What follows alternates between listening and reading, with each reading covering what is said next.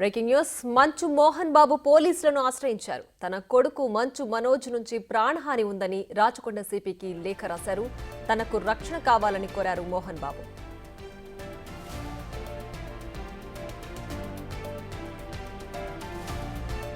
ఇక మరింత సమాచారం మా ప్రతినిధి రాణా ఫోన్ లైన్ అందిస్తారు. రాణా, చెప్పండి. ఓవైపు మనోజ్ పేర్లు ప్రస్తావించకుండా ఫిర్యాదు చేస్తే ఇప్పుడు మోహన్ బాబు మంచు మనోజ్ నుంచి రక్షణ కావాలంటూ పిఎస్ ను ఆశ్రయించారు. డీటెయిల్స్ ఏంటి?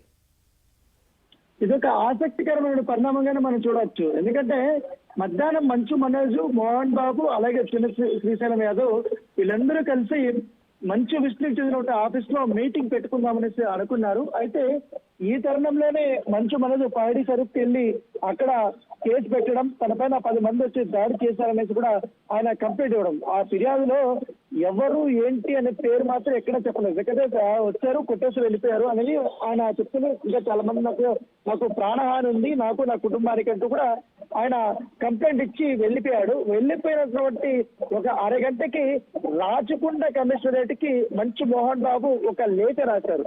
తన కుమారుడు నుంచి నాకు ప్రాణహాని ఉందంటూ కూడా ఆయన రాశారు. రక్షణ నాకు వెంటనే కావాలంటూ కూడా మోహన్ బాబు రాసినటువంటి నేపథ్యం కాబట్టి ఇది ఒక సంచలనమైనటువంటి విషయంగా మనం పరిగణించాల్సిన అవసరం ఉంది. మరోవైపు ఈ మంచు ఫ్యామిలీ వివాదంలో అమెరికాలో కూడా ఇప్పుడు షూటింగ్ లో ఉన్నాడు మంచు విష్ణు కూడా ఇప్పుడు ఉటావుటిన హైదరాబాద్ కి బయలుదేరినట్టుగా తెలుస్తుంది. కన్నప్ప షూటింగ్ కోసం అమెరికాలో లాస్ ఏంజల్స్ లో ఇప్పుడు గత కొంతకాలంగా విష్ణు ఉన్నాడు. ఈ తండ్రి మోహన్ బాబు, తమ్ముడు మనోజ్ వివాదం పోలీసులకు చేయడంతో షూటింగ్ నిలిపివేసి ఆయన కూడా బయలుదేరినట్టుగా మనకు తెలుస్తుంది. ఆయన ఇవాళ నైట్ కానీ రేపు ఆఫ్టర్నూన్ కానీ చేరుకుంటున్నట్టుగా మనకు తెలుస్తుంది. అయితే ఈ వివాదం మాత్రం చినికి గాలివానలాగా మారే అవకాశం ఉంది. ఎందుకంటే ఒక తండ్రి కొడుకు మీద ఏకంగా నాకు కొడుకు మీద నుంచి ప్రాణహాని ఉందంటూ కూడా ఆయన కంప్లైంట్ ఇవ్వడం అనేది ఒక ఆసక్తికరమైన పరిణామం చూడొచ్చు. అంటే మంచు ఫ్యామిలీలో గొడవ అనేది ఏ స్థాయికి వెళ్ళిందో మనం ప్రత్యేకంగా చెప్పాల్సిన అవసరం లేదు. ఏకంగా మంచు లక్ష్మి ఎంటర్ అయినా కూడా ఈ వివాదం అనేది సద్దుమణగలేదు. పైగా ఒకరిపై ఒకరు ఫిర్యాదులు చేస్తున్నంత స్థాయికి ఇది వెళ్ళింది. చెప్పండి ప్రియా. రైట్ రానా, అయితే ఈ వివాదం మొదట ఆస్తి తగాదాగా అనుకున్నప్పటికీ ఇప్పుడు పరస్పరం దాడులు చేసుకోవడం, ఇది ఫిజికల్ అటాక్ కింద ఒకరొకరు పరస్పరం కేసులు పెట్టుకోవడం, ఒకరేమో పేర్లు మెన్షన్ చేయకపోయినప్పటికీ మరొకరు వాళ్ళ పేర్లు మెన్షన్ చేస్తూ వాళ్ళ నుంచి హాని ఉంది, రక్షణ కావాలంటూ కోరడం, అసలు ఈ వివాదాన్నంతా ఎలా చూడాలి? ఇది ఎప్పటికీ సర్దుమణిగే అవకాశం ఉంది? అంటే ఎప్పటి నుంచో ఇంటర్నల్ ఇష్యూస్ అనేది మంచు ఫ్యామిలీలో ఉన్నాయి. కాకపోతే ఈ 2 రోజుల్లో చాలా బాహాటంగానే బయట అవి ఏ స్థాయిలో ఉన్నాయంటే ఏకంగా తండ్రి కొడుకు పైన, కొడుకు తండ్రి పైన ఈ రకమైనటువంటి ఆరోపణలు చేస్తున్నంత స్థాయికి వచ్చింది. అంటే మధ్యవర్తులు ఎంతమంది వచ్చినా కూడా ఈ వివాదం అనేది సర్దుమణిగే పరిస్థితిలో ఇప్పుడు కనిపించడం లేదు. ఎందుకంటే చాలా కాలం నుంచి కూడా మనస్పర్ధలు ఉన్నప్పటికీ కానీ అవన్నీ కూడా అప్పుడు సర్దుమణిగేలా కూడా ప్రయత్నించడం, ముఖ్యంగా మంచు విష్ణుకి మంచు మనోజ్ కి చాలా వరకు కూడా ఈ తగాదాలు కానీ మనస్పర్ధలు కానీ చాలా వరకు ఉన్నాయి. అప్పట్లో ఏకంగా మంచు మోహన్ బాబే కలగజేసుకుని వాళ్ళిద్దరికి రాజీ కుదిర్చేవారు. ఒకవేళ మోహన్ బాబు వల్ల కాకపోతే మంచు లక్ష్మి ఇద్దరితోనే మంచిగా ఉంటుంది కాబట్టి ఇట్లా మనోజ్ తో పాటు ఇట్లా విష్ణుతో పాటు సో ఇద్దరు కూడా మంచు లక్ష్మి మాట వినేవారు అని చాలా మంది వీళ్ళు సన్నిహితులు చెప్తుంటారు. సో సర్దుమనేగా ప్రయత్నించేది. సో అది ఎవడు కూడా ఇప్పుడు 4 గోడలు దాటి బయటకు వచ్చే అంశాలు అయితే ఎప్పుడు కాలేదు. కాకపోతే ఇప్పుడు సడన్గా మొన్న నైట్ మాత్రం తనను 10 మంది వచ్చి కొట్టారనేది ఇప్పుడు మంచు మనోజ్ వచ్చి ఫిర్యాదు చేశారు. దానికంటే ముందు 100కి కాల్ చేసినప్పుడు నా పైన దాడి చేశారు, ఇట్లా కొట్టారు నా పైన కూడా ఆయన చెప్పడం, అక్కడికి వెళ్ళే లోపల అక్కడ దాడి చేసినటువంటి వారి వరకు కూడా లేకపోవడము, తర్వాత వచ్చి ఆయనే కంప్లైంట్ ఇస్తారని చెప్పడము, తర్వాత పోలీసులు వెనుతిరగడము, తర్వాత మంచు విష్ణు ఏకంగా హాస్పిటల్కి వెళ్ళడము, హాస్పిటల్లో ఆయన చెకప్ చేయించుకోవడము, హెల్త్ రిపోర్ట్ లో ఆయనకి గాయాలైనట్టుగా అది రావడము, అది తీసుకొని ఇవాళ మళ్ళీ పైడి సర్వీస్కి వెళ్ళడము, ఆయన కంప్లైంట్ ఇవ్వడము, ఆ తర్వాత ఇవన్నీ జరిగిపోయి ఇప్పుడు అన్వయంగా మోహన్ బాబు లేఖ రాయడం అనేది ఒక సత్యంగానే చూడొచ్చు. ఎందుకంటే పోలీసులు ఇప్పుడు ఏ విధంగా చూస్తారు? ఎందుకంటే మంచు మనోజ్ పైన కూడా కేసు నమోదు చేసే అవకాశం ఉంది. మరోవైపు మోహన్ బాబు పెట్టిన కంప్లైంట్ లో ఏకంగా కొడుకు నుంచి ప్రాణహాని ఉందని ఆయన స్పెసిఫిక్ గా మెన్షన్ చేయడం వెనక ఇప్పటప్పట్లో ఇది అసలు రాజీ కుదిరే అంశంగా కనిపిస్తుందా?